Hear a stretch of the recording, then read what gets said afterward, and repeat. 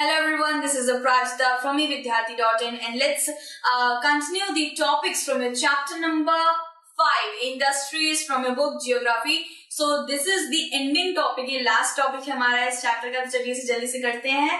Information Technology, जिसको IT industry भी कहा जाता है, IT डिपार्टमेंट, IT इंडस्ट्री, आपने नाम काफी सुना होगा। So full form है Information Technology। आपने ऐसी इंडस्ट्रीज का नाम सुना है जो 24 घंटे चलती है? तो बेसिकली नाम आपके सामने हाजिर ही है, आईटी इंडस्ट्रीज 24 घंटे चलती है। अब यार एक ही जगह पे लोगों को इतना ज्यादा 24 घंटे काम कराना, वो थकेंगे नहीं? बेसिकली हाँ, थक जाएंगे, लेकिन क्या होता है ना कि एक पर्टिकुलर कंट्री के लोग जब थकते हैं तो दूसरी कंट्री के लोग काम करने लग जाए, तो कितना बढ़िया है। सो बेसिकली आईटी ऐसे ही काम करती है।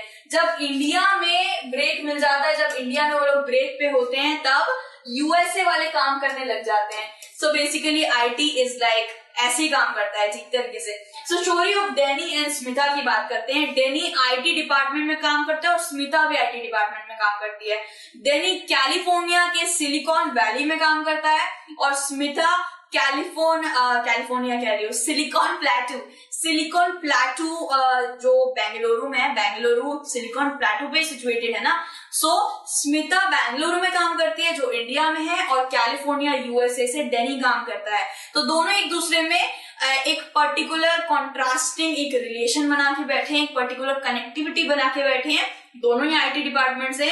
तो जब स्मिता ब्रेक पे होती है तो डेनी उसका काम कर रहा होता है। सो इसी तरीके से आईटी डिपार्टमेंट या आईटी इंडस्ट्री काम करती है। Basically IT works for 24 hours through different countries and deals with storage, processing, distribution of information. तो बेसिकली ये स्टोरेज के ऊपर, data safe, software, distribution of information, सबके ऊपर काम करती है ये, ठीक है।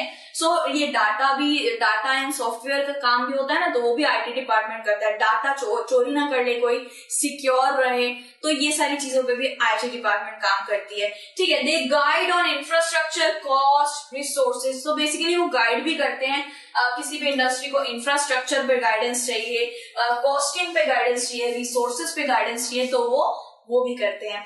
फिर major hubs are Silicon Valley of California and Bengaluru of Silicon Plateau. So major hub, यहाँ पे 2 हब्स की बात करी जा रही है। ऐसा नहीं कि आईटी इंडस्ट्री पूरे इंडिया में कहीं नहीं है, आईटी इंडस्ट्री वैसे बहुत जगहों पे है, लेकिन बेसिकली 2 मेन हब है। एक है सिलिकॉन प्लेटू पे बेंगलुरु, और दूसरा हब है कैलिफोर्निया यूएसए में सिलिकॉन वैली पे। सो बेसिकली इन दोनों में दोनों में एक तरीके का कोई अंतर नहीं है, दोनों में बस एक नाम का अंतर है, यहाँ प्लेटू लग जाता है, यहाँ वैली लग जाता है, ठीक है। So other hubs in India, जैसे मैंने बताया कि भाई सिर्फ यही 2 क्षेत्र नहीं है जहाँ पे आईटी बहुत जगहों पे है। आईटी चेन्नई में है, मुंबई में है, दिल्ली में है, हैदराबाद में है, are there. But Bengaluru is known for its management, skilled employees.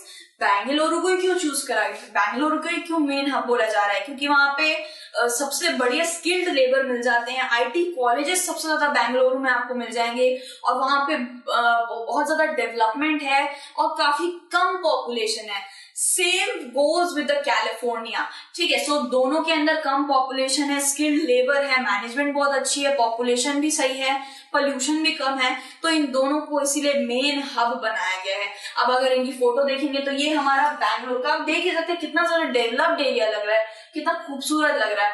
और वहीं पे आप सिलिकॉन वैली कैलिफोर्निया को देखिए तो यहाँ भी बहुत ज्यादा कम पॉपुलेशन मिल जाएगी आपको, और इसीलिए दोनों को मेन हब बनाया गया है। अगर आप मुंबई की बात करें, या फिर मुंबई की बात करी जा रही है, हाँ मुंबई भी एक बहुत अच्छी जगह है, लेकिन मुंबई में पॉपुलेशन बहुत ज्यादा है, पोल्यूशन भी अच्छी खासी है।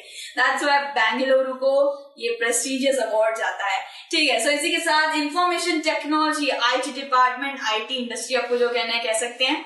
बेसिकली अंतर कुछ नहीं है इसके अंदर। सो बेसिकली इंफॉर्मेशन टेक्नोलॉजी जो हमारा लास्ट टॉपिक था वो हमने कंप्लीट कर लिया है। If you need any kind of study related help, बताने की जरूरत नहीं है ना।